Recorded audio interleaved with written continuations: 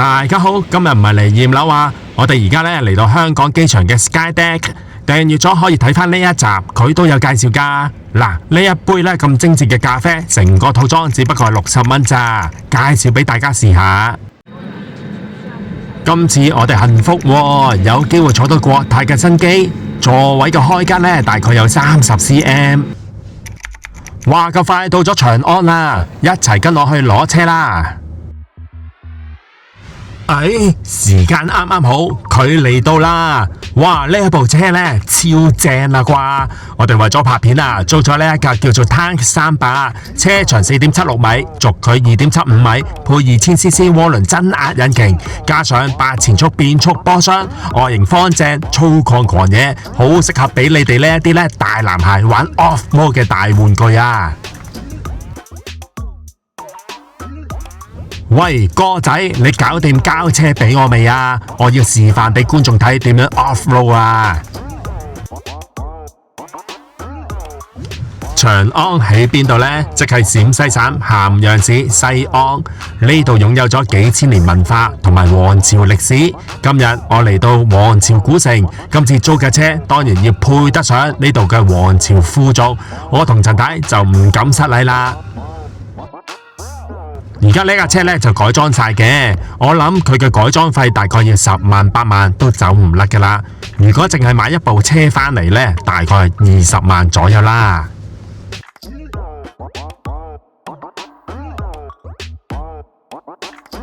好，真係上車啦！呢一部呢先至係我今日租嘅車。嗱，大家唔好向我住啊！講真，租車公司點會租一架改好裝嘅車俾你啊？如果你真係要擁有一部改好裝嘅車呢，就要自己買啦。今次我同陳太嚟租佢，純粹係拍啲嘢俾觀眾睇。從西安咸陽機場出發，到我哋今晚住嘅西安唐華華邑酒店，需時57公里，大概51分鐘車程。好，到啦，入屋請敲門。好，開門，開相片。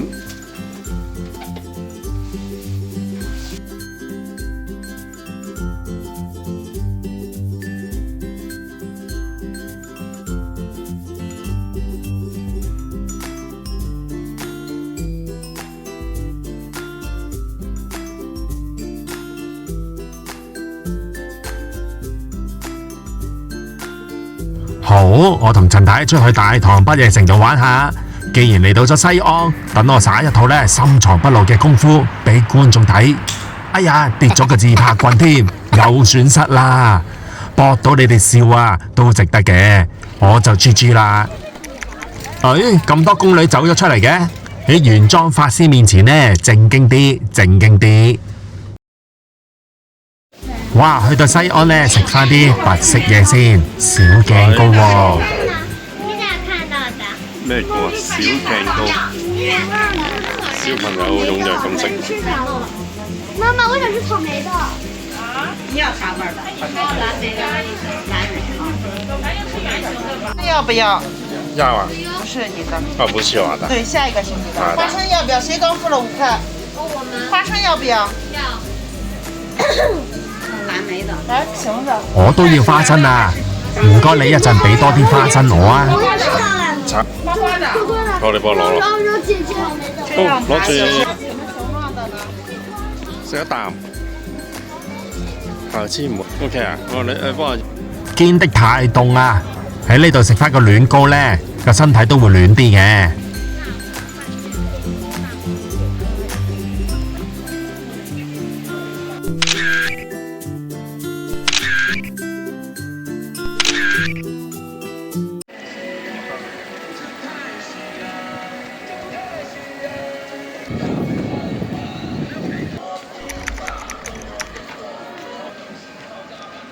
行都行到攰啦，去啲小店度買啲嘢食先。呢檔係胡麻酥肉。食我同陳太唔食肉噶。呢個呢，椒鹽蘑菇啱我哋啦，20蚊份喎。陳太去買豆腐食，熱辣辣香噴噴喎。食完嘢梗係買啲飲品飲下先啦。嗱，大家睇到呢度燉雪梨喎，平時喺香港呢見到就冇乜興趣啦，因為都唔係太吸引。但係唔知點解嚟到西安凍冰冰咁樣呢，飲燉雪梨呢，特別好飲喎。好，係咁意睇完個夜景呢，又食過啦。哇！啲榴蓮呢，又肥又美又多肉啊！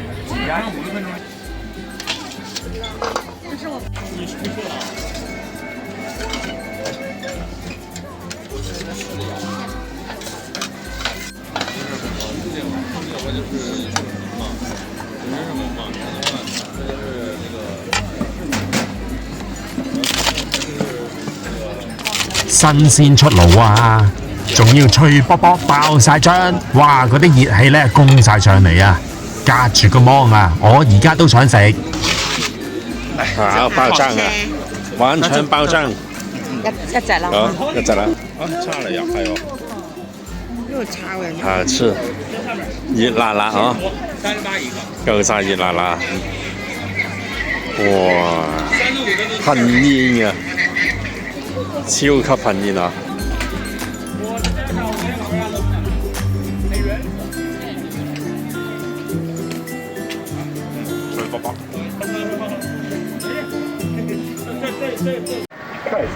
好，食完嘢又行過啦。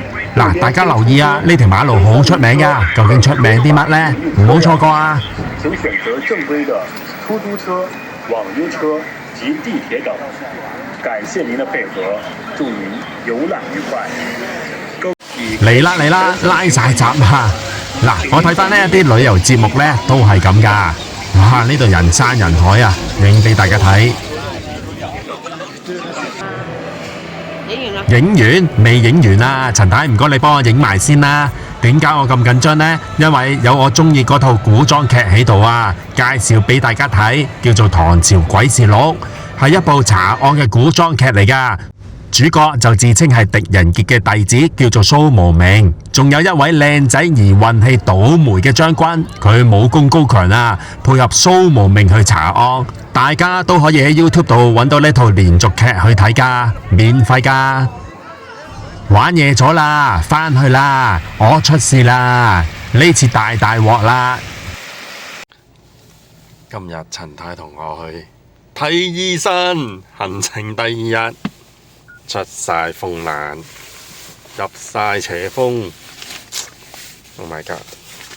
唉，好痕啊，痕到癲啊，根本連行都行唔到啊，成隻腳發紅發熱發腫，跟住我隻腳呢就變咗 O 型腿啦，咁唯有成個行程就改咗揸車去睇醫生啦。阿醫生仲送咗個麵俾我食喎，好味道。唉，阿陳太呢就俾我累咗佢嘅行程啦。好，我再堅持住，有啲門票呢買咗真係唔想嘥啊，去到就盡量去啦，有得坐嘅地方呢就照去啦。要行嗰啲行程呢真係搞唔掂啦。好彩我呢個行程呢仲有得揸下車，不過呢我哋就睇唔到兵馬俑啦。做緊旁白呢一刻呢，我都想喊出嚟啊！真㗎。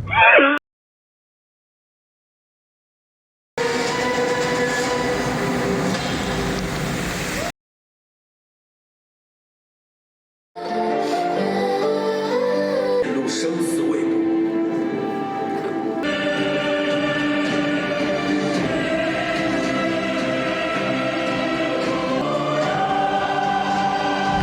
哇！睇完場戲啦，真係好正啊！一定要介紹俾觀眾知，佢叫做千古情啊！嗱，唔一定要嚟到西安先可以睇㗎。其實國內好多城市呢，都係用同一班導演，都係叫做千古情。大家唔好以為淨係睇歷史咁老土喎，現場嘅佈景呢，非常之現代化。我以為啊，去咗澳門睇嗰個水舞間啊。好，返到酒店啦，順便開箱架車俾大家睇。可能呢有好多新嘅訂閱者唔知我有一個系列叫做駕住遊啊，其實即係自駕遊啲 friend 啦。咁我每一次去旅行呢，盡量都會租車揸，希望可以帶大家睇車之餘呢，仲可以去一啲旅行社唔會帶你哋去嘅地方玩。嗱，呢架車嘅 lift room 呢只得10cm 咋，佢仲有一個小天窗，唔係好大。成架車裏面呢有 LED 燈做氣氛點綴。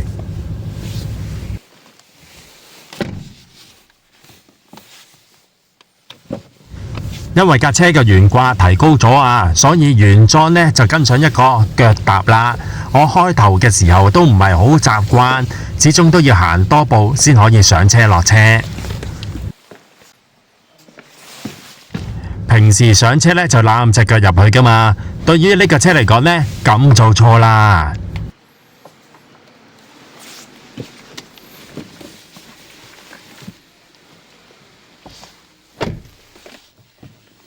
今次呢個旅程4日3夜，我就睇咗2次醫生。第一次睇中醫，叫佢針灸啦，佢就唔肯。第二次走去睇西醫啦，叫佢幫我打針，佢都唔肯。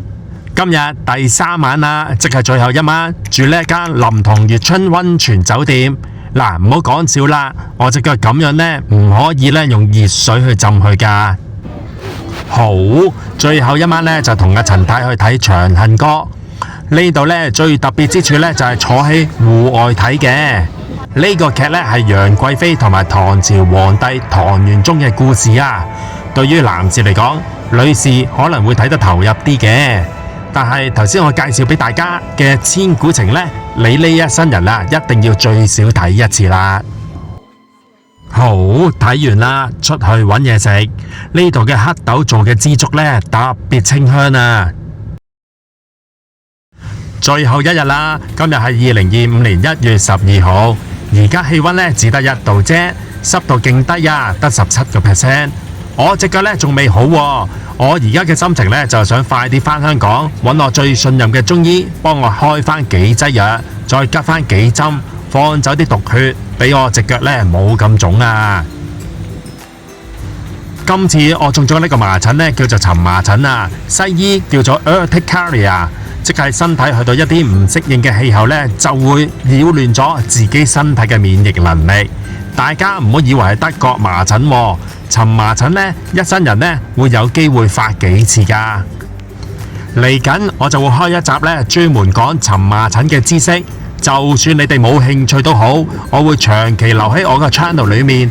萬一我講萬一咋，真係唔好彩，你身邊有人或者自己發生呢啲事嘅情況下，記得去返我呢個 channel 裏面抄返呢個 topic。我好希望幫到大家啊！我啱啱點解講得咁緊張呢？因為如果處理得唔好呢，去到內臟又或者你嘅氣管發生呢啲過敏 touch wood 啊，會好麻煩㗎。所以如果出現呢啲症狀呢，大家千祈唔好死頂，仲要跑出去玩喎。最重要呢係飲多啲水，同埋一定要匿埋喺酒店度瞓覺。我唔係抽水啊，大家都記得流星花園嘅女主角啦。咁我唔特別去講人哋啦。仲有，去旅行呢，一定要買齊旅遊保險，因為今次我去咗西安睇醫生，同埋返到嚟香港睇醫生呢，都有 claim 返醫藥費俾我啊。呢度係西安咸陽機場啊，男士屙督你要睇住架飛機飛上飛落，好浪漫。咁我返到香港之後呢，就睇咗3次中醫，total 拮咗150幾針啊，舒服晒。